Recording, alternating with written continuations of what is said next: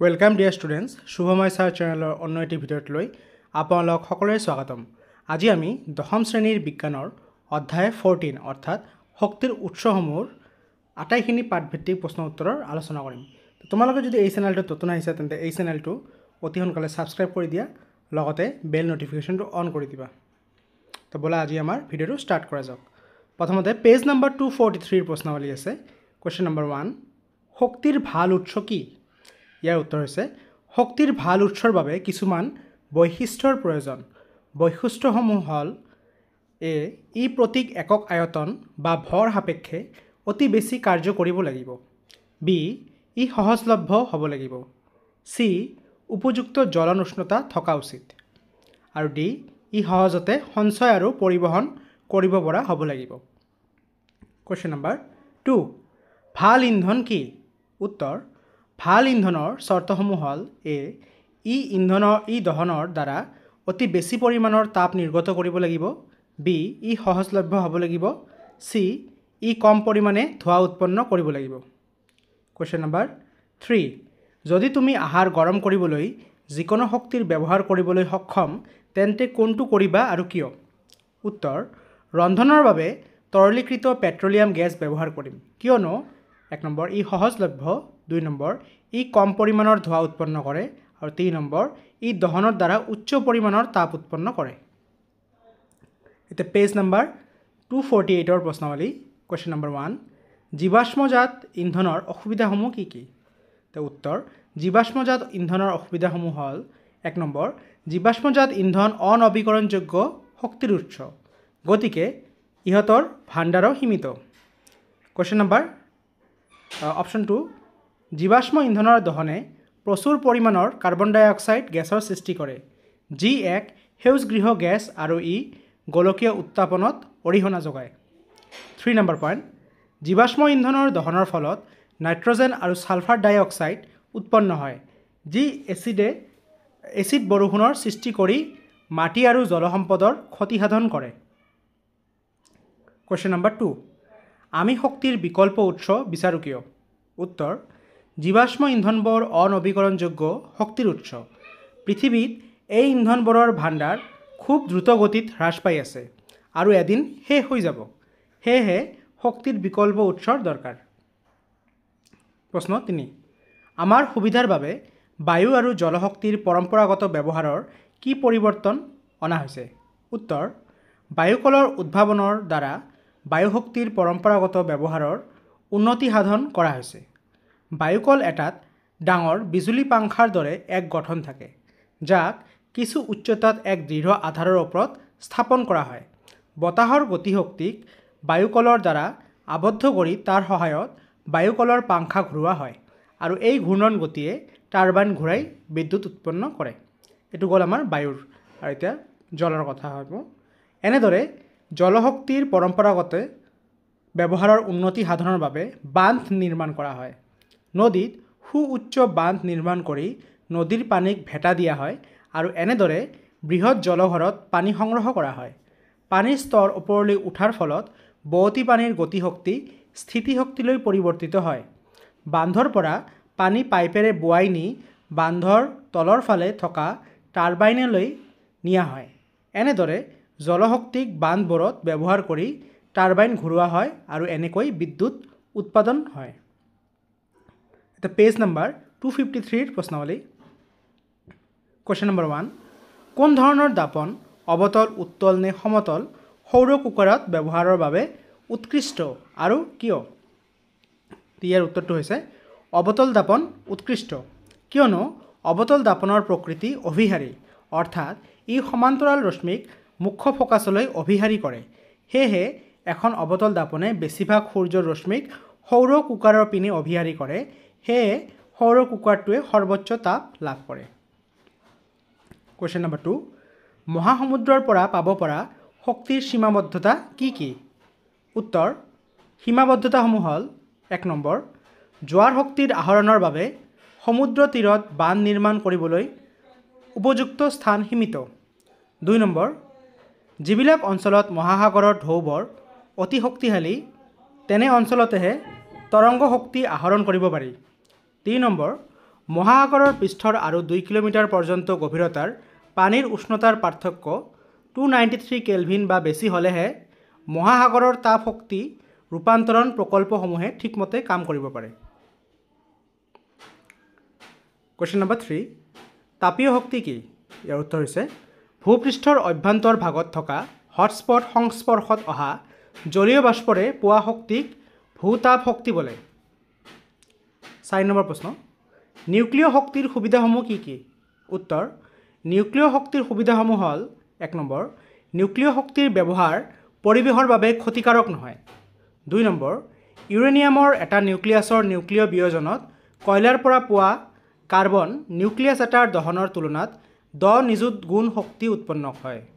বিদ্যুৎ উৎপাদনৰ বাবে নিৰ্মাণ কৰা নিউক্লিয় ৰিয়েক্টৰত নিয়ন্ত্ৰিত হাৰত শক্তি নিৰ্গত কৰা স্বপোষী নিউক্লিয় বিয়োজন শৃংখল বিক্ৰিয়াত এনে নিউক্লিয় ইন্ধন ব্যৱহাৰ কৰা হয়। Page number 253 প্ৰশ্নাৱলী। কুৱেশ্যন নম্বৰ 1, শক্তিৰ উৎস এটা প্ৰদূষণমুক্ত হ'ব পাৰেনে? কিয় পাৰে বা কিয় নোৱাৰে? উত্তৰ, শক্তিৰ যিকোনো উৎসই পৰিৱেশৰ ওপৰত কিবা নহয় কিবা প্ৰকাৰে প্ৰভাৱ পেলায়, গতিকে শক্তিৰ উৎস প্ৰদূষণমুক্ত হ'ব নোৱাৰে। 2 নম্বৰ প্ৰশ্ন, ৰকেটৰ ইন্ধন হিচাপে হাইড্ৰজেন ব্যৱহাৰ হয়।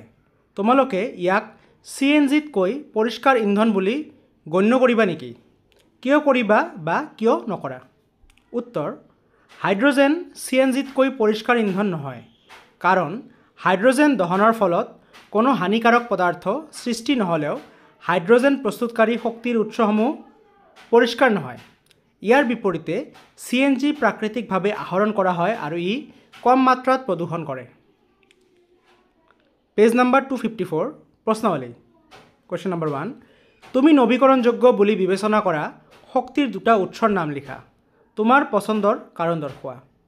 উত্তৰ, নৱীকৰণযোগ্য শক্তিৰ দুটা উৎস হ'ল সৌৰ শক্তি আৰু বায়ু শক্তি। এই শক্তিৰ পচন্দৰ কাৰণ হ'ল এই দুয়োটা শক্তিৰ উৎস ব্যৱহাৰ কৰি থকাৰ ফলতেই ই শেষ নহয়। এই দুটা শক্তিৰ উৎসক সেয়ে নৱীকৰণযোগ্য শক্তিৰ উৎস ক'ব পাৰি। কুৱেশ্যন নম্বৰ 2, তুমি ক্ষয়িষ্ণু বুলি বিবেচনা কৰা শক্তিৰ দুটা উৎসৰ নাম উল্লেখ কৰা। তোমাৰ পচন্দৰ কাৰণ দৰ্শোৱা। উত্তৰ, দুটা ক্ষয়িষ্ণু শক্তিৰ উৎস হ'ল জীৱাশ্ম ইন্ধন আৰু নিউক্লিয় শক্তি। ইয়াৰ কাৰণ হ'ল এই উৎস দুটা অনৱীকৰণযোগ্য শক্তিৰ উৎস। ইহঁতক নিৰবিচ্ছিন্নভাৱে ব্যৱহাৰ কৰি থকাৰ ফলত ইহঁত এদিন পৃথিৱীৰ পৰা শেষ হৈ যাব। এতিয়া আমি অনুশীলনীৰ প্ৰশ্নখিনি আলোচনা কৰিম। কুৱেশ্যন নম্বৰ 1, পানী গৰম কৰিবলৈ সৌৰ জল হিটাৰ এটা ব্যৱহাৰ কৰিব নোৱাৰা দিনটো হৈছে A, ৰৌদ্ৰোজ্জ্বল দিন মানে ৰ'দ ওলোৱা দিন, B, ডাৱৰীয়া দিন, C, গৰম দিন আৰু D, বতাহে কোবোৱা দিন। তেন্তে পানী সৌৰ জলত গৰম কৰাৰ কাৰণে কৰিব নোৱাৰা দিনটো হৈছে ডাৱৰীয়া দিন। ডাৱৰীয়া দিনত সূৰ্য নোলায়। 2 নম্বৰ প্ৰশ্ন, তলৰ কোনটো জীৱ ভৰ শক্তিৰ উৎসৰ উদাহৰণ নহয়? অপশ্যনবোৰ হৈছে খৰি, গোবৰ গেছ, নিউক্লিয় শক্তি, কয়লা। তো ইয়াৰ শুদ্ধ উত্তৰটো হৈছে C, নিউক্লিয় শক্তি। কুৱেশ্যন নম্বৰ 3, আমি ব্যৱহাৰ কৰা শক্তিৰ সৰহসংখ্যক উৎসৰ শক্তি হ'ল সঞ্চিত সৌৰ শক্তি। তলৰ কোনটো সৌৰ শক্তি আধাৰিত নহয়? A, ভূতাপীয় শক্তি, B, বায়ু শক্তি, C, নিউক্লিয় শক্তি, D, জৈৱ উপাদান। তো ইয়াৰ ৰাইট এনচাৰটো হৈছে C, নিউক্লিয় শক্তি। কুৱেশ্যন নম্বৰ 4, শক্তিৰ প্ৰত্যক্ষ উৎস হিচাপে জীৱাশ্মজাত ইন্ধন আৰু সৌৰ শক্তিৰ তুলনা কৰা আৰু সিহঁতৰ পাৰ্থক্য দেখুওৱা। উত্তৰ, জীৱাশ্মজাত ইন্ধন হৈছে 1 নম্বৰ, এইবোৰ হ'ল অনৱীকৰণ অযোগ্য শক্তিৰ উৎস। এই শক্তিৰ উৎসৰ দহনৰ ফলত বায়ু প্ৰদূষণৰ সৃষ্টি হয়। আৰু এফালে সৌৰ শক্তিৰ 1 নম্বৰ হৈছে এই শক্তি নৱীকৰণযোগ্য শক্তিৰ উৎস। সৌৰ শক্তিৰ ব্যৱহাৰৰ দ্বাৰা কোনো প্ৰদূষণৰ সৃষ্টি নহয়। কুৱেশ্যন নম্বৰ 5, শক্তিৰ উৎস হিচাপে জৈৱ উপাদান জলবিদ্যুতৰ তুলনা কৰা আৰু সিহঁতৰ পাৰ্থক্য দেখুওৱা। তো জৈৱ উপাদানবোৰ হৈছে 1 নম্বৰ, জৈৱ উপাদান উদ্ভিদ আৰু প্ৰাণীজাত পদাৰ্থৰ পৰা আহৰণ কৰা শক্তিৰ উৎস। আৰু জলবিদ্যুৎ 1 নম্বৰ, জলবিদ্যুৎ হ'ল নদীত বান্ধ নিৰ্মাণ কৰি পানীৰ স্থিতি শক্তিক ব্যৱহাৰ কৰি আহৰণ কৰা শক্তিৰ উৎস। জৈৱ উপাদানৰ 2 নম্বৰ, জৈৱ উপাদানৰ দহনৰ ফলত যথেষ্ট পৰিমাণৰ ধোঁৱা সৃষ্টি হয় যিয়ে বায়ু প্ৰদূষিত কৰে। জলবিদ্যুতৰ 2 নম্বৰ হৈছে জলবিদ্যুৎ এক প্ৰকাৰ পৰিষ্কাৰ শক্তিৰ উৎস যিয়ে কোনো ধৰণৰ প্ৰদূষণৰ সৃষ্টি নকৰে। 6 নম্বৰ প্ৰশ্ন, তলত দিয়া উৎসসমূহৰ পৰা শক্তি আহৰণ কৰাৰ সীমাবদ্ধতা কি কি? ইয়াতে পইণ্ট দিছে এ বতাহ, বি তৰংগ আৰু চি জোৱাৰ ভাটা। তেন্তে আমি এটো চাম। বতাহৰ পৰা শক্তি আহৰণ কৰাৰ সীমাবদ্ধতা। 1 নম্বৰ, বায়ু পাম্পসমূহ প্ৰতিষ্ঠা কৰাৰ বাবে বহু ডাঙৰ অঞ্চলৰ মাটিৰ প্ৰয়োজন হয়। 2 নম্বৰ, বায়ু পাম্পসমূহ প্ৰতিষ্ঠা কৰাৰ বাবে প্ৰাৰম্ভিক খৰচৰ পৰিমাণ অতি বেছি। আৰু 3 নম্বৰ, বায়ু শক্তি বায়ু প্ৰবাহৰ প্ৰবলতাৰ ওপৰত নিৰ্ভৰ কৰে। এতিয়া আমি বিটো চাম। তৰংগ শক্তি উৎপাদনৰ সীমাবদ্ধতা। এনে শক্তি কেৱল তেনে অঞ্চলতেহে আহৰণ কৰা সম্ভৱ য'ত সাগৰ বা মহাসাগৰ ঢৌবোৰ অতি শক্তিশালী। চি নম্বৰ, জোৱাৰৰ পৰা শক্তি আহৰণ কৰাৰ মুখ্য সুবিধাটো হ'ল যে এই শক্তি আহৰণ কৰাৰ বাবে নিৰ্মাণ কৰা সমুদ্ৰ তীৰত সুবিধাজনক স্থানৰ অভাৱ। 7 নম্বৰ প্ৰশ্ন, কি আধাৰত শক্তিৰ উৎসসমূহ এ নৱীকৰণযোগ্য আৰু অনৱীকৰণযোগ্য আৰু বি ক্ষয়িষ্ণু জোৱা আৰু অক্ষয়িষ্ণু বুলি শ্ৰেণীবিভক্ত কৰিবা? এ আৰু বিত উল্লেখ কৰা বাচন একেই নে? ইয়াৰ উত্তৰটো হৈছে এ আৰু বিত উল্লেখ কৰা বাচন একেই। নৱীকৰণযোগ্য আৰু অক্ষয়িষ্ণু শক্তিৰ উৎসসমূহ ব্যৱহাৰৰ ফলত শেষ হৈ গ'লেও ইয়াক পুনৰ উদ্ধাৰ কৰিব পাৰি, যেনে সৌৰশক্তি। আৰু অনৱীকৰণযোগ্য আৰু ক্ষয়িষ্ণু শক্তিৰ উৎসসমূহ ব্যৱহাৰৰ দ্বাৰা পুনৰুদ্ধাৰ কৰিব নোৱাৰি, যেনে জীৱাশ্ম ইন্ধন। 8 নম্বৰ প্ৰশ্ন, এটা আদৰ্শ শক্তি উৎসৰ গুণসমূহ কি কি? উত্তৰ: 1 নম্বৰ, ই প্ৰতি একক আয়তন বা ভৰ সাপেক্ষে এক বৃহৎ পৰিমাণৰ কাৰ্য কৰে। 2 নম্বৰ, ই সহজলভ্য হয়। 3 নম্বৰ, ই সঞ্চয় আৰু পৰিবহণৰ বাবে সুবিধাজনক হয়। 9 নম্বৰ প্ৰশ্ন, সৌৰ চুলা ব্যৱহাৰৰ সুবিধা আৰু অসুবিধাসমূহ কি কি? এনে স্থান আছেনে য'ত সৌৰ চুলাৰ ব্যৱহাৰ সীমিত? উত্তৰ: সৌৰ চুলা ব্যৱহাৰৰ সুবিধাসমূহ হ'ল: 1 নম্বৰ, সৌৰ চুলা সৌৰ শক্তিৰ সহায়ত চলে, সেয়ে ই কোনো ধৰণৰ প্ৰদূষণৰ সৃষ্টি নকৰে। 2 নম্বৰ, ই সুলভ আৰু বহন কৰা সুবিধাজনক। অসুবিধাসমূহ হ'ল: 1 নম্বৰ, ই ৰন্ধনৰ বাবে বেছি সময় লয়।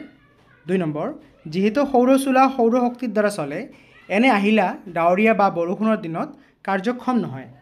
সৌৰ চুলাৰ প্ৰয়োগ সেইবিলাক স্থানত সীমিত হ'ব য'ত সূৰ্যৰ তীব্ৰতা কম বা য'ত দিনবোৰ অতিকৈ চুটি। কুৱেশ্যন নম্বৰ 10, পৰিৱেশৰ ওপৰত শক্তিৰ বৰ্ধিত চাহিদাৰ প্ৰভাৱ কি কি? শক্তিৰ ব্যয় হ্ৰাস কৰিবৰ বাবে তুমি কি কি পদক্ষেপ লোৱাৰ পৰামৰ্শ দিবা? উত্তৰ: শক্তিৰ বৰ্ধিত চাহিদাৰ প্ৰভাৱ: 1 নম্বৰ, আমি অতি উচ্চ হাৰত পৰিৱেশৰ পৰা শক্তিৰ উৎসসমূহ আহৰণ কৰাৰ ফলত পৰিৱেশৰ সমতা বিনষ্ট হয়। আৰু 2 নম্বৰ, শক্তিৰ চাহিদা বৃদ্ধিৰ ফলত পৰিৱেশ প্ৰদূষিত হৈছে। এতিয়া শক্তিৰ ব্যয় হ্ৰাস কৰিবৰ বাবে কি কৰিব পাৰি আমি চাম।